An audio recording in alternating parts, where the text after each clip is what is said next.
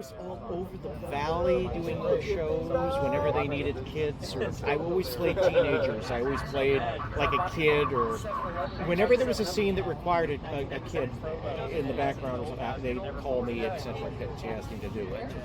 Those were long days. You'd get up at like 5 in the morning, get to the set at 6, and work until about 7 o'clock that night.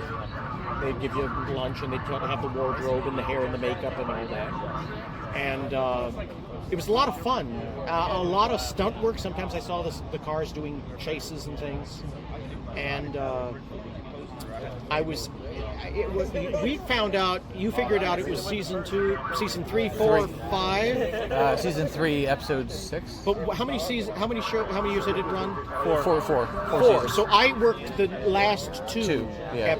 2 years. I was on the last 2 years. It sounded like mostly 4 because you mentioned Peter Paris, so he's all 4. Maybe I did. Yeah. Okay. Yeah, and then yeah. because I remember I think I was on the last when there was an episode where they shot it at Jaws Lake, where the Jaws shark came out. You remember that show? I think so.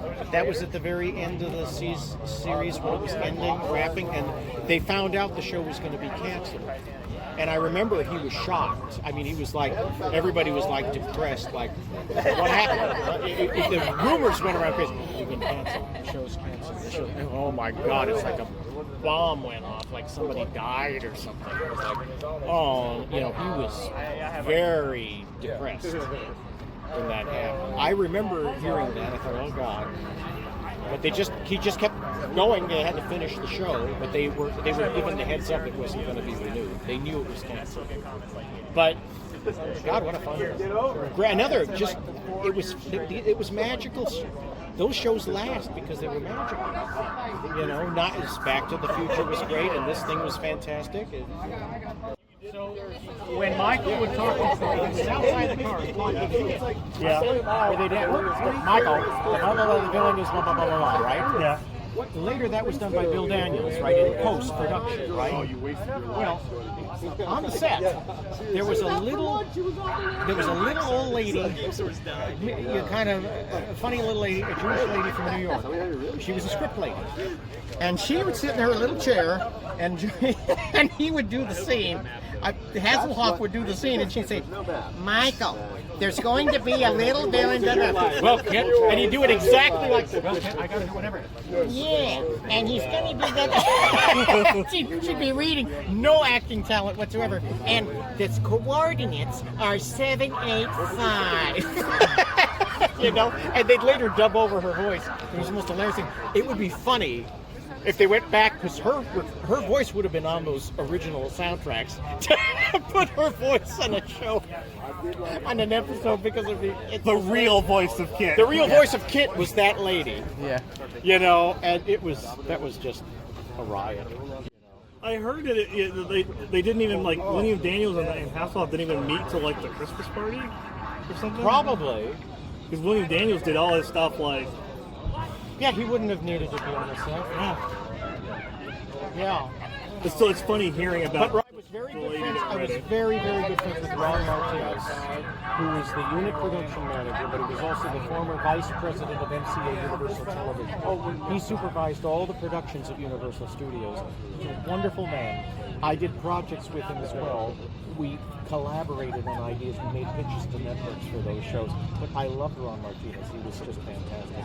And he would always request me to work on Knight Rider, and then Central Casting, my agent, would call me and say, "Oh, you've been requested again. Ron wants you to work on this episode or that episode," and I would do it, And so that's one of the reasons why I amassed. I still have all my pay slips and my scrapbooks. I have all the piles of them, and I still have the Knight Rider ones, and I have the Back to the Future ones somewhere. There's a bunch of them, but because you get pay stubs, But very good guy, and I think Ron was instrumental in making this thing go. And later they had miniatures. Ron got a guy, and the name escapes me. And I met him too because he was going to be involved in our productions. But he was a model maker, and he had models of the Trans Am. And it saved money to just have the model. And it was a big model. It was a big car, right? And they'd run it off a ramp, and it would go up and then come down.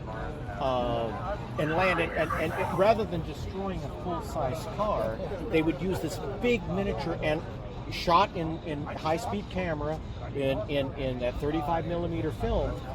It looked like, and it would be shot in real sky, real daytime. It was like real miniatures. It wasn't like a fake backdrop or whatever. So you saw God's sky, and you saw the so the thing would go up and down, and it looked actually it could do better things than the real car could do. It couldn't, So that happened a little later, I think. That was Ron's idea.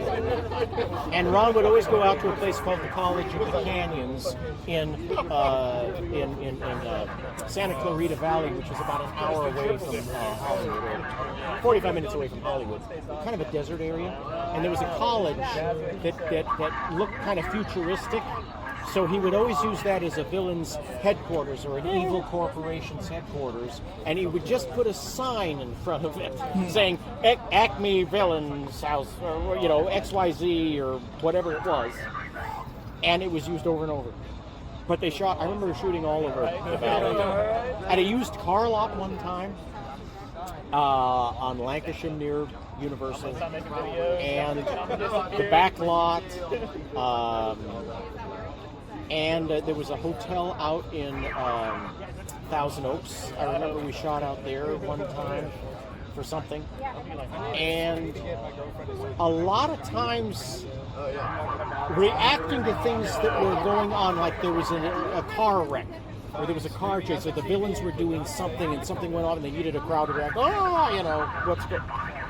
It all blends in my head, I did so many of them. But I've had scenes, I remember distinctly having scenes where I was near the car, like looking at it as a kid, and some other people were surrounding it.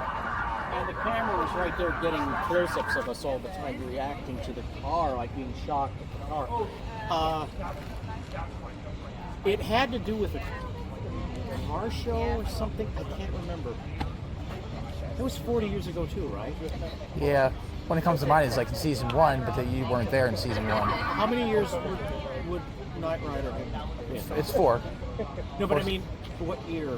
82 to 86? You're going to be within like the 85 and the 86. So we're talking the same thing as back 40 years ago? Well, I'm William Winckler, and back in the 80s, I worked an awful lot in little bit parts of Knight Rider. I did a lot of episodes. I worked with Ron Martinez, was a good friend of mine, who was the unit production manager. And it was a lot of fun working on Knight Rider and seeing the car, and sitting here almost 40 years later is an amazing thing. Hasselhoff was hilarious, and just watching all the stunt work and everything. And I remember the little old lady who used to do the voice of Kit before it was dubbed. It was hilarious because she was had kind of like an East Coast accent, as I recall. And it was very funny to hear her interacting with David Hasselhoff, hearing the script lady doing her lines, and it wasn't Bill Daniels' voice. And I was thrilled and part of it in my own little way, A lot of fun, Knight Rider. Great show. Happy times, happy memories. I can't remember. I think there was one where there was no windshield, wasn't there? There was a plastic windshield. There was no glass. What was the thing? Didn't he have one where it was? I'm trying to think back. Wasn't there one where it was removed? No, there was just the plastic windows. That was a stunt car. But there was never I remember completely. Well, unless you're thinking of the flipper car. Didn't they ever do things where there was a close-up of Hasselhoff seated here, but there was no window? That I know of. You know what I'm saying? Was there? You mean because of the camera mount? You mean? Yeah. Wouldn't they had a piece across the hood that would mount a camera that would go into the windshield, yes. But I don't think they took the window out. They never took the windshield off. They could shoot through the glass. Yeah, well, that's why they removed the tint, the natural tint on the top here. Yeah. They had those removed, or they got glass that didn't have the tint because it was in the way. So maybe that's what you're thinking about. They replaced the glass with clear. I remember all the beautiful ladies that were the guest stars, because every week he had some other gorgeous lady who would be the leading lady of the week. I did drive. George Barris was a family friend, and he had the car, and I remember driving that. And it was sort of a his was sort of a clunky car. It was very hard to drive it, but I don't know. It was a cumbersome vehicle to drive. I remember. You know, It's not maybe yours enclosed. is much better. Maybe George's I think George's was used for a little more stunt work because it had a round steering wheel. It didn't have this. Yes, all the stunt cars had round, So right? Back and forth, yeah. His stunt car was a very rough car to drive. You know, it was a very clunky. You could tell, you know. But How often did you on set? How often were you in the car? Like ever? did I ever sit in the car? No, on I set? never. You were never on set in the car. I was never. Even just out of curiosity, you never sat in the car just to see what it was like, or No. you didn't do that. No, I wouldn't dare do it. Yeah. It was an important prop. Yeah. I wouldn't be allowed. Well, now you get to sit in I that. went so for a second. Well, I sat in George's thing later, but I mean, on the set, no, I wouldn't dream of doing something. Yeah, Like my yeah. fiddling around with I never went into the Back to the Future car. I didn't touch it. I saw it. It was parked. Well, and because everything. there'd be times it would be on the set and there'd be real people walking around. And it would be pictures of kids, like, you know, up against it, looking at the car and Yes. Hasselhoff showing them the car and talking to the little kids. So I figured you could almost be the same thing. Hey, can I look at the car too? You know. So Maybe there Knight was- Rider wasn't there like was that. no, there was a scene where I was touching the car. Like I said, it was that car show episode, or it was I think was it which a one. carnival or something? Did he have flames? Oh, Yes. What was that one?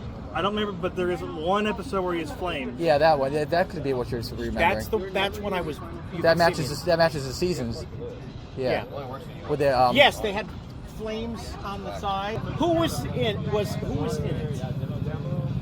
Who was the actor? Do you remember the actors who guest stars were in it? You might. Without looking it up, I wouldn't know offhand. Honest to Yeah. God, let me see something here. Did you ever meet Ron's wife Arlinda? I remember like when we would go to the go to eat and things like that. I would see Blonde her. lady. Yeah, I can barely remember, but yeah, she was there. I think I was not always there. Is she still living? Couldn't tell you. I'm not sure. He was great. Great man. I'm so sorry he's gone. He was just. I wish our shows would have gone. It was through my father that he met George Barris, and Barris was hired to do the Super Pursuit show. When, you know, he didn't design the Super Pursuit stuff, but he built it, put it together. Was it the same voice lady for Car? Do you know by chance? Yeah. Most likely. Do you know what? It probably would have, because she's the one who's reading the There's script. no reason why not. Yeah. So the Kit and Car arguing is just her. Yeah. Oh, that's true. When they're talking, well, that doesn't require response backwards. So there's no human interaction. At that point, she's just not doing anything, probably, right? Because it's two animated kid voices. There's no reason. There's no human. Every voice, it would have been dubbed afterwards. Yeah. She'd have to. That's only for the actor to reply back to. But if it's just between the two cars, well, then there's no human. So you would It would stop have been the same. Well, you know what? And if there was, they're probably filmed different times, Yeah. not while they talked. Well, he got me on Not Murder, She Wrote all the time. Yeah. And he, like I said, he didn't like. Well, he had a lot of problems on the A-Team because George Papar did not get along with Mr. T. So there were a lot of conflicts with them. Yeah. He also didn't like the networks and all those. He thought they were a bunch of not nice people. Well, like you say, you two had like ideas, and they weren't listening. Yeah. Yeah. It was like talking to a wall. Yeah, seriously. Yeah. Ron thought that was the best Knight Rider story. In other words, he loved that first pilot. He thought that was awesome. The other thing that just came to mind too in doing these shows, like the Halloween night one or whatever that I did, was that sometimes we would shoot inside of sound stages. There'd be things in sound stages, or there'd be scenes inside of fake walls inside of a soundstage, right? But in many cases, if there was somebody in an apartment or something, sometimes they actually shot in the actual apartment. They shot in the building. You can tell, yeah. So they were out on location all the time, both outdoors and also indoors. Like if we're going to shoot a building over there or that office or whatever, they might actually go into that building and shoot in there. It's hard to light it properly because it takes forever to light everything, but they would do that instead of build a set. So a lot of it was real sets and real locations. Unheard of today on television. I don't think you would see a lot of it because it's all fake. It's now. CGI, so you But don't have to. in those days, you would shoot real location. It's all changed. Everything's so different. Well, like the semi, they used the semi, even though it's a prop, they used it to transport the Knight Rider cars. Yeah. They would pull them in there. That's right. Yeah, so it works as like a dual purpose. That's right. Yeah. That's right. That's what they did. You know, I'll tell you something funny. I was on Knight Rider one time, and we broke for lunch, and they would have catering. We were on the back lot of Universal, and we were near. There was an area that was a Western town set. Okay, it looked like a cowboy town, and then there was this Mexican town, and the Mexican town it was part of the tour as well. It had this flash flood. So when the tram would come by, it would stop in this western town and say, now here's how we do special effects, practical special effects back in the day. And then the rain would come down from a sprinkler, and this tree would come down, and here comes the flash flood. And all this water, this huge thing up at the top would dump water, and it would come cascading down this road and almost flood the entire tram, and then go down into a drain, right? And then the tram, and people would go, ah, and then the tram would go away. Well, we had lunch at this outside. They set up tables In the wrong place. in the Mexican town, right? And nearby, not where the flash flood Okay, was. Okay, the flash flood's over there. The Mexican town's here. The Mexican flash flood gimmick was over there. Couldn't have right? went to Taco Bell. So one of the ladies, this woman, her name was Hank Sylvie. There was no place to sit, and she just says, "I'm gonna go and sit down." She sounded a little like the script lady. She says, "I'm gonna go and sit down." So she sat down on a bench right near that area.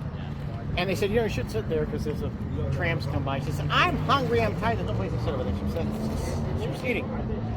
The tram came, and the thing went.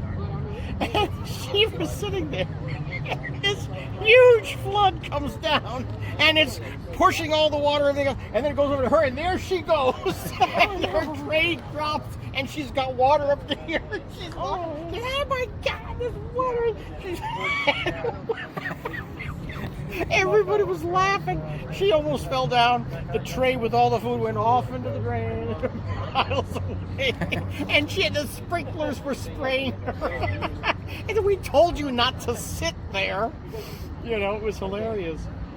And that was the funniest damn thing. That happened on the Knight Rider set, Yeah.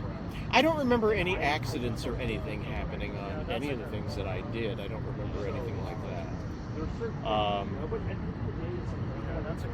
I mean, I remember seeing cars. The cars were wrecked, scratched up. Yeah. But anyway, funny stuff.